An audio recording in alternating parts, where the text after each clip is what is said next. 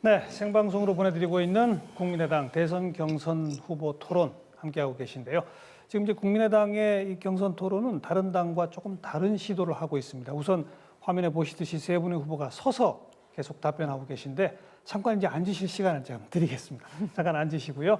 자, 이번에 준비한 순서가 다른 당에 없는 리더십 검증 토론입니다. 처음에 시작하면서 소개해드렸듯이 두 분의 전문가 패널이 나와 계시고 저도 일종의 패널로 질문에 참여합니다. 이제 한 후보당 15분씩 두 분의 패널 그리고 제가 함께 리더십을 검증하기 위한 그런 질문들을 드릴 텐데요. 사전에 이 질문은 전혀 예고된 바가 없습니다. 맞죠? 전혀 알지 못하고 계시죠? 좀 긴장되지 않으세요? 모릅니다. 네. 첫 순서가 박주선 후보이시거든요. 박주선 후보는 다시 좀 일어나 주시기 바라고요. 이준환 교수부터 박주선 후보에게 질문하시고 답변 들으시다가 부족하면 계속 추가 질문하시고요. 답변이 너무 길어지면 막 끊으셔도 상관없고요. 조금 말씀을 좀 크게 해주십시오. 네, 좀 네. 크게. 박주선 후보께 질문하겠습니다. 본인의 리더십이 화합형, 정책형, 전략형, 실리형 이 가운데 어디에 속한다고 생각하십니까? 저는 화합형 플러스 위기 극복형이라고 생각을 합니다. 원만하고 항상 둥글다는 인격을 또 인품을 가졌다는 평가를 받아왔고요. 또 이런 사람이 우리 잘못된 사악한 검찰에 의해 가지고 4번이나 구속돼서 4번 무죄를 받았습니다만은 그 과정에서 본인의 확고부동한 신념과 집념과 의지, 그 돌파력이 없었다고 한다면 무죄 받기 어려웠습니다. 네. 이런 과정에서는 불사조의 위기 극복 리더십을 갖고 있다고 자랑하고 싶습니다. 지난 1년 동안 국회 부의장을 하셨는데 국회 부의장으로서 국회가 갖고 있었던 또는 나라가 안고 있었던 위기를 극복하는데 그러면 어떤 리더십을 발휘를 했습니까? 잘 아시다시피 우리 대한민국 국회는 선진화법 때문에 국회가 선진화가 된 게 아니고 후진화가 되고 있습니다.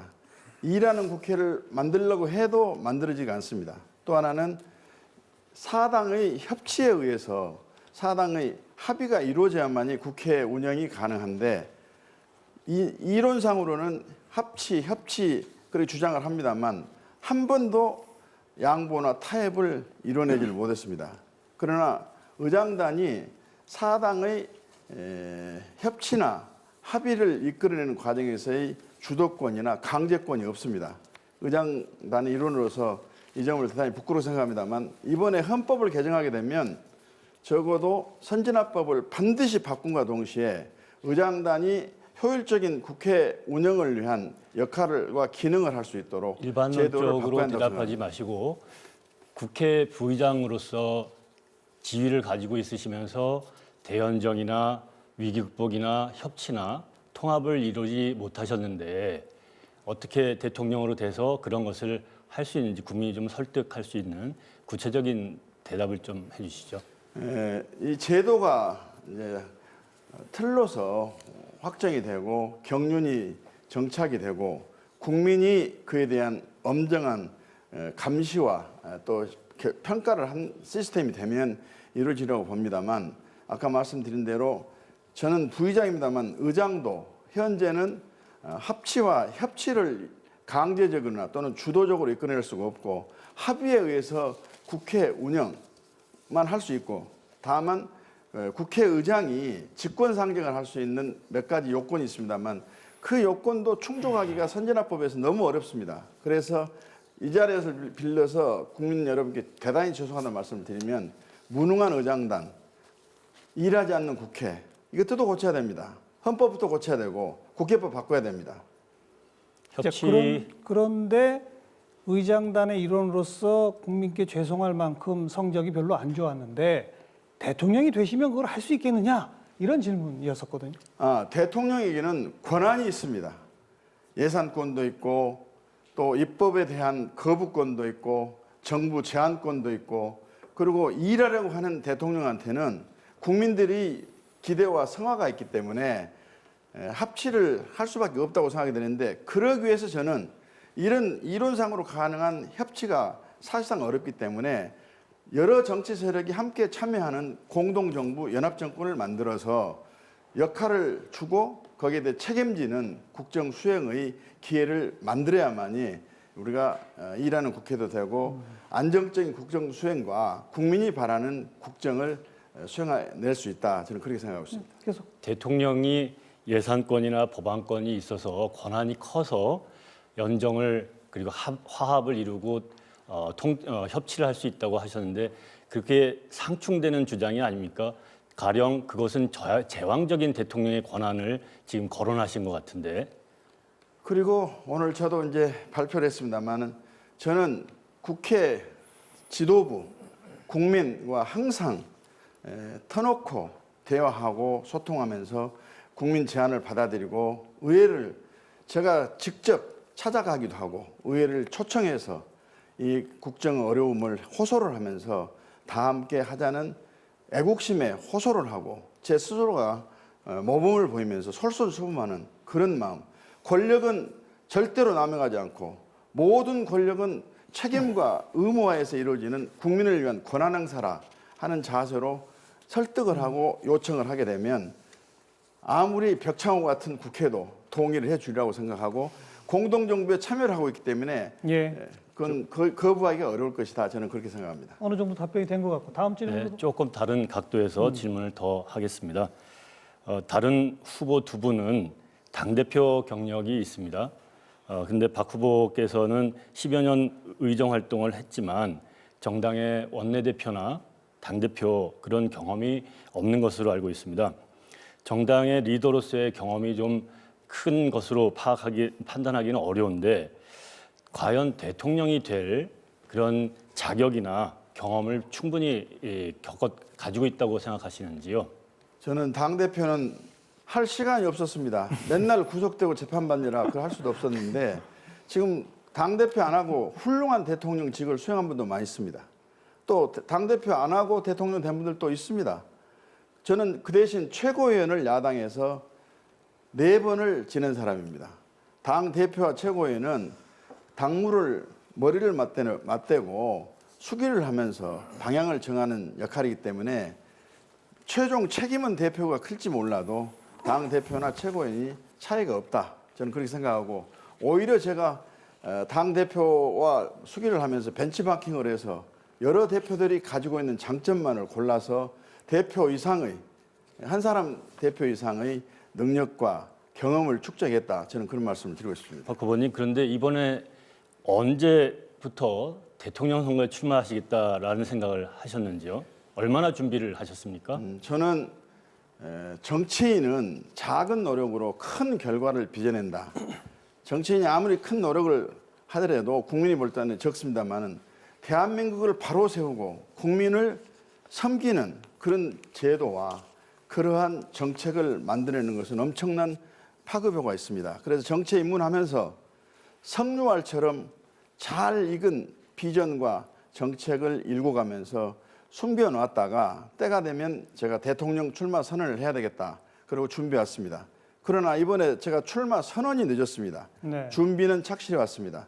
제가 출마 선언이 늦은 것은 태극기와 촛불이 충돌하는 대혼란의 전국 상황에서 권력만을 잡겠다고 표를 달라고 선거운동하는 그런 대선 후보들이 과연 국민의 눈에 비칠 때 양식 있는 정치인으로 평가를 받을 수 있겠느냐. 그래서 저는 법 절차에서 탄핵이 결정이 되고 또 대통령 선거가 확정이 됐기 때문에 이제는 제가 나서서 어려운 문제를 해결해야 되겠다. 이제 출마 선언을 적기다 하게 해가지고 당당하고 떳떳한 출마 선언을 했다고 제가 아마 말씀드리고 있습니다. 이준환 교수의 그 질문의 바탕에는 이런 게 깔려 있지 않나 싶어요.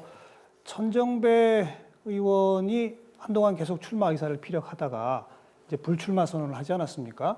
근데 또 두 분이 같이 호남 정치인이시란 말이죠. 그래서 천정배 의원이 계속 대선 경선에 뛰어들면 안 하려고 하고 계시다가 천정배 아닙니다. 의원이 나오니까 하신 거 아니냐? 이런 게 좀 깔려 있는 질문이죠. 저는 천정배 의원을 비롯해가지고 다른 대선 후보 출정도 하지 않고 선거운동 하신 분들이 적절치 않는 그런 처신이다. 저는 그 평가를 하고 있고 저는 평소에 호남 정치 복원과 호남 주도의 집권만이 국민 통합과 국민 화합을 이룰 수 있다는 그런 철학과 이념을 가지고 준비를 해오면서 제가 천정배 후보가 출마를 하든 안 하든 선의 경쟁 속에서 호남의 대표 주자로서의 예, 예. 그 공천을 받기 위해서 노력을 해야 되겠다는 각오로 출마를 했지. 알겠습니다. 천정배 후보하고는 아무 무관합니다. 김은경 후보가 네. 저 네네. 원장께서 바로 좀. 네, 질문 드리겠습니다. 사실 대통령은 모두를 위한 대통령이 돼야겠죠. 남녀 모두를 위한 대통령이 돼야 되겠죠, 대통령은. 네네.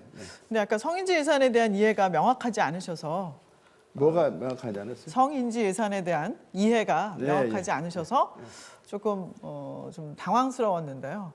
지난 그 토요일 국민의당 여성정책 토론회에서 여성의 권리 신장이 되는 나라, 여성이라는 이유로 제한을 받지 않는 나라, 여성의 정당한 보상이 있는 나라를 만들겠다라고 말씀을 하셨어요, 그렇죠? 근데 거기서 정당한 보상이 과연 어떤 보상인지 좀 설명을 해주시면 고맙겠습니다. 우리나라 출산 정책이 실패를 했습니다. 인구 절벽으로 대한민국이 소멸하게 돼 있습니다. 여성은 출산도 하면서 양육도 하고 또 보육을 하고 교육을 해야 할 중요한 국가 전력의 역할을 하고 있습니다. 그런데 여성에 대한 배려가 없습니다. 다시 말하면 보육맘, 교육맘, 워킹맘에 대한 정책적인 배려가 없다. 특히나 워킹맘을 하면서 자녀를 출산하고 키우고 성장을 시키는 데 있어서는 직장 때문에 여러 가지 역할을 못하고 경력이 단절되거나 직장을 떠나는 경우가 너무 많기 때문에 이것은 인구 절벽을 막고 여성의 권익을 신장한다는 차원에서 특별한 대책으로 정책을 개발하면서 예산도 우선해서 투입을 해야 된다. 저는 그런 생각을 갖고 있습니다. 또 하나는 네, 어떤 식의 그 정책이 여성들의 그런 어려움을 덜어줄 수 있는 정책이라고 생각하시나요? 아니 그러니까 제가 말씀드린 대로 네, 구체적으로. 출산의 고통부터 시작해서 네. 교육에 이르기까지 여성들이 그 지친 상황을 해결할 수 있는 정책적인 배려, 다시 말하면 양육 수당이라든지 네, 또는 워킹맘의 출산 휴가제를 또 유급 휴가제를 연장을 한다든지 그런 역할을 하고 특히나 지금 유급 휴가제가 아니고 무급 휴가가 너무 깁니다. 이것도 정부에서 정책적인 배려를 해가지고 기업과 함께 유급 휴가가 연장이 될 수 있도록 하는데 앞장서겠습니다. 그리고 여성의 권익을 신장하기 위해서는 정치적 측면에서의 진출이 관모감 성장이 있어야 되고 네. 정부 내에 여성의 내각 구성비라든지 고위공직자의 역할을 할 수 있는 기회가 확실히 많이 주어지도록 그런 정책을 펴겠습니다. 그래서 네, 사실은 후보께서 말씀하신 정책은 지금까지 해왔던 정책인데 사실 잘 작동하지 않아요. 효과적이지 않고. 그래서 단지 여성만을 위한 정책이 아니라 사실 남성을 위한 정책으로 좀 변화돼야 된다라는 이야기를 하고 있고요. 사실 그 여성의 정치 참여 지적해 주신 건 굉장히 적절한데 지금 개헌특위의 여성 의원이 몇 분인지 아시죠? 약 16%, 17% 선 정도가 아니요. 되는데 개헌특위. OECD 국가에서는 하위에 해당하고 있습니다. 그런데 네네. 여성의 정치 참여는 비례대표를 반 이상 얻을 수 있는 그런 제도적인 개혁을 했고요. 또 하나는 여성 전용 선거구를 상당히 확대를 해가지고 여성이 당선이 될 수 있는 기회를 부여해야 된다. 그리고 아니요. 예. 그 얘기 말고 지금 개헌특위에 35명의 국회의원 중에 여성 의원이 2분밖에 안 계세요. 지금 이제 부의장으로 계시는데 사실 그 부분 굉장히 심각한데 그거에 대해서 어떻게 생각하시나요? 부끄럽습니다만 네. 개헌특위의 자문기구 구성일 때는 아니요. 특위위원이요. 자문단에는 53명 중에 그러니까요. 8명이고 특위위원 구성도 그러고 자문기구 구성을 할 때 네네. 각 당에서 예. 현실적인 상황을 고려해가지고 추천해가지고 구성이 되는 거기 때문에 이 당에 원칙적으로 여성의 비율을 30% 내지는 40% 이상을 해라 하는 지침을 줘도 네네. 거기에 듣지를 않기 때문에 네. 그렇게 구성이 될 수밖에 없다는 현실을 좀 이해를 해주십사는 말씀을 드리고 네, 그런 가운데 대통령이 되시면 여성 참여 뭐 혹은 동수 내각까지도 논의를 하고 있는 상황에서 그거 어떻게 해결하실 수 있을까요? 아까 말씀드린 대로 대통령에는 네. 권한이 있습니다. 아, 국회에는 합의제 기관으로서 개인이 어떤 역할을 할 수 있는 아무런 권한이 없습니다. 시간이 짧기 때문에 네. 혹시 그러니까 대통령이 되시면 내각 구성에 그렇죠. 내각 여성 참여 어느 구성에서부터 정도 하실 건지 그거 네. 네. 몇 퍼센트나 그리고, 하실 생각이십니까? 내각 구성에서부터 네. 그리고 공기업 사장에 이르기까지 그다음에 고위 공직자에 대해서는 세일링을 줘가지고 적어도 여성이 먼저 이 정도의 비율로 참여를 할 수 있는 기회를 확대를 하고 몇 퍼센트입니까? 그게? 몇 퍼센트 정도입니까? 내각 구성은 30%부터 해서 점차적으로 50%까지 확대하도록 하고 네. 그리고 고위 공직자의 경우는 지금 뭐 한 20% 선도 채 안 됩니다만 그것도 목표를 내각 구성의 비율에 접근할 수 있도록 그렇게 하겠습니다. 네. 고맙습니다. 30%는 일단 약속하신 거죠? 네. 대통령 되시면 내각의 30%는 여성이다. 네. 임기 중에 50% 늘려가시겠다는 약속하신 건가요? 지금은 그렇습니다. 지금은 사회 여러 곳에서 남녀가 경쟁을 하게 되면 여성 진출이 혁혁하니 더 돋보입니다. 예. 그래서 어쨌든 오히려 남성 뭐 할당제를 주는 그런 네, 제도까지 구체적인 생겼네요. 대안이 없이 그 진정성은 좀 문제가 되겠습니다만 일단은 공약은 그렇게 하셨으니까 일단 기대는 해보겠습니다. 네, 기대해 자, 주십시오. 고맙습니다. 박주선 후보 15분 검증 힘드셨습니까? 아니 좋습니다. 이제 앉으셔도 되겠고요. 다음번 리더십 검증 대상은 손학규 후보이십니다. 일어나 주시고요. 준비되셨죠? 예. 네. 이준환 교수 바로 시작해 보시죠. 네, 손학규 후보께 질문하겠습니다. 2007년, 2012년, 2017년 대선에 연이어서 출마 선언을 했습니다. 예. 특히 지난 19일 광화문에서는 지난 2012년과 똑같은 장소에서 출마 선언을 했는데 간단하게 소회가 어땠습니까? 이번에 꼭 돼야 되겠다는 생각입니다. 그리고 저는 국민의당의 후보가 되면은 민주당의 문재인 후보를 누를 자신이 있다. 이번에는 우리나라가 지금 이런 어려운 위기에 처해 있는 만큼 능력이 있고 경험이 있고 국민을 통합할 수 있는 그러한 자질을 갖춘 사람이 대통령이 돼서 이 나라를 하나로 만들어서 경제를 위기를 극복하고 일자리를 만들고 안보상 평화를 유지를 해야 되겠다. 그걸 제가 할 수 있다 이런 생각입니다. 출마 선언을 한 국민들의 입장에서는 왜 손학규 후보가 매번 다른 당에서 출마를 시도하느냐라는 그 시선도 가질 수 있을 텐데 어떻게 설명하시겠습니까? 아니죠. 2007년에 민주당으로 출마했습니다. 그 전에 한나라당에 있었습니다만 저는 저 소신을 지키기 위해서 한나라당을 탈당을 했고 지난번에 민주당 그대로 했고요. 지금 국민의당 더불어민주당에서 쫓겨나온 당입니다.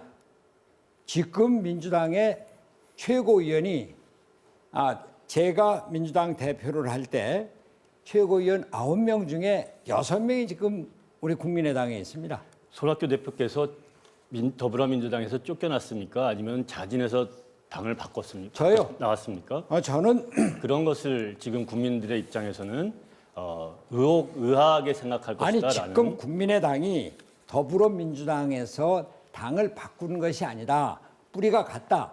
제가 만든 더불어민주당은 대통합 야당이었습니다. 그런데 그 통합 야당이 패권 세력에 의해서 장악이 되고 그리고 국민의당이 개혁 세력으로 나왔다. 그래서 저는 개혁 세력의 중심을 이루겠다고 하는 그런 생각에서 국민의당을 선택한 겁니다. 만약에 손학규 대표께서 설명하시는 것을 손학규 후보께서 설명하시는 것을 국민들이 이해를 충분히 다 손학규 후보의 입장에서 이해를 한다면 손학규 후보의 지지율도 상당히 높아질 수 있을 거라고 생각하는데 지금 현재는 어떻습니까? 지금 제가 오늘 아침에도 그런 얘기 들었습니다. 손학규가 오랫동안 정치 떠나 있어서 좀 그 사람들이 잊고 있어. 뭐 이런 이야기를 듣는데 제가 지지율이 낮은 것은 제가 충분히 인정을 합니다. 그러나 이제 대통령 선거가 본격적으로 시작됐습니다. 지금까지는 과거 청산이 주제였었다면 이제는 새로운 나라를 어떻게 건설할 것인가, 누가 건설할 것인가, 새로운 나라를 건설할 수 있는 사람이 누군가 그걸 보게 될 겁니다.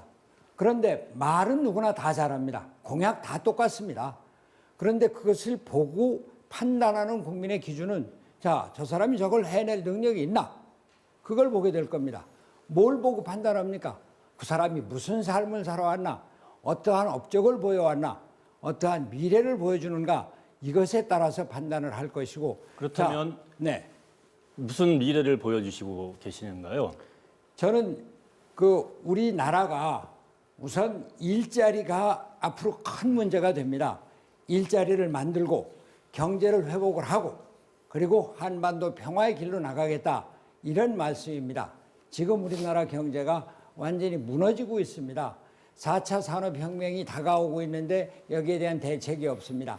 정부가 이것을 주도적으로 대응을 책을 만들어서 제가 경기도지사로 있을 때 파주에 LCD 단지를 건설한 것처럼 또 그 판교에 테크노밸리를 건설한 것처럼 이런 특별한 단지를 만들어서 민간에게 활동을 하도록 하고 그것을 정부가 지원을 할 때 그때 경제가 활성화될 수 있고 중소기업이 활력화될 수 있고 거기서 일자리가 만들어진다 이런 말씀입니다. 그 구체적으로 이제 정책 공약까지 몇 가지 주셨습니다만 제가 듣기에 이준환 교수가 그러니까 당을 바꿔서 이번에 국민의당으로 나오시게 된 과정을 질문한 그 배경에는 네.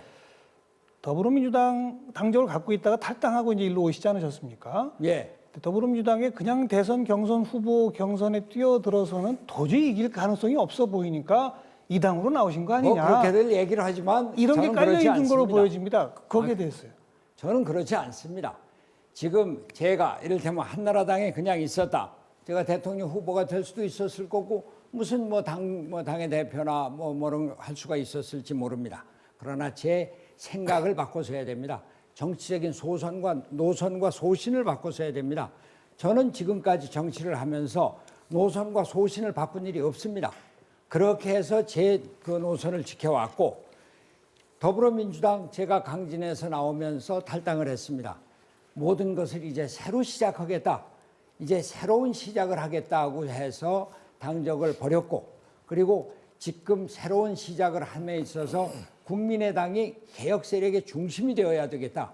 저 손학규가 국민의당에 들어가서 국민의당을 외연을 넓혀서 개혁 세력의 연대의 중심이 되고 그 정권 교체의 중심이 되겠다. 이런 생각입니다. 하나만 더 네. 질문. 낡고 부패한 6공화국 부수고 제7공화국 열겠다. 이런 개혁하겠다 말씀하셨는데 경선 룰이 마음에 안 드셔서 경선에 불참할 수 있다는 그런 보도까지 나온 걸로 알고 있습니다. 이런 것이 좀 구태 리더십, 포용과 좀 벗어난 리더십이라고 보이지 않을까요? 그걸 구태라고 얘기하는 것이 구태 정치의 틀이다라고 제가 말씀을 드렸습니다. 왜냐하면은 경선 룰이라고 하는 것은 협상을 하게 돼 있습니다. 그리고 애초에 국민 경선, 자유 경선으로 이번 그 국민의당 경선은 당적과 상관없이 어떤 분도 주민등록증 하나만 갖고 투표장에 가면은 투표를 할 수 있는 국민 자유 경선입니다. 그리고 이 모바일은 처음부터 없애기로 했습니다.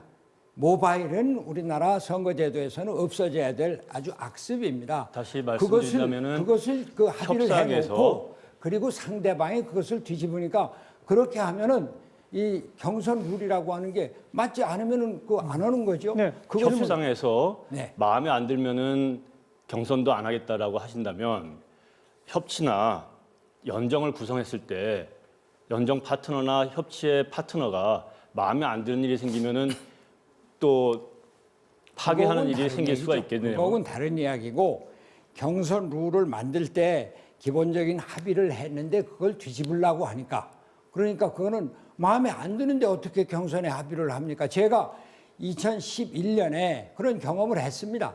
모바일 선거를 통해서 제가 경선에 떨어지고 저는 이번 박근혜 최순실 사태를 보면서 대단히 큰 회한을 느꼈습니다. 내가 그때 모바일 선거를 부정을 하고 그리고 문재인을 이겨서 박근혜와 싸웠으면 내가 이겼을 것이다. 왜? 문재인이 갖고 있는 표의 한계성에 비해서 손학규는 중도 개혁, 보수적인 합리 이런 쪽으로 그 표를 확장을 할 수 있었으니까 제가 될 수 있었거든요. 지금 이번 그 국민의당 경선은 우리가 이기기 위한 룰을 만드는 것이지 단순히 알겠습니다. 경쟁자 간의 경쟁이 아니다 이런 말씀을 드립니다. 아까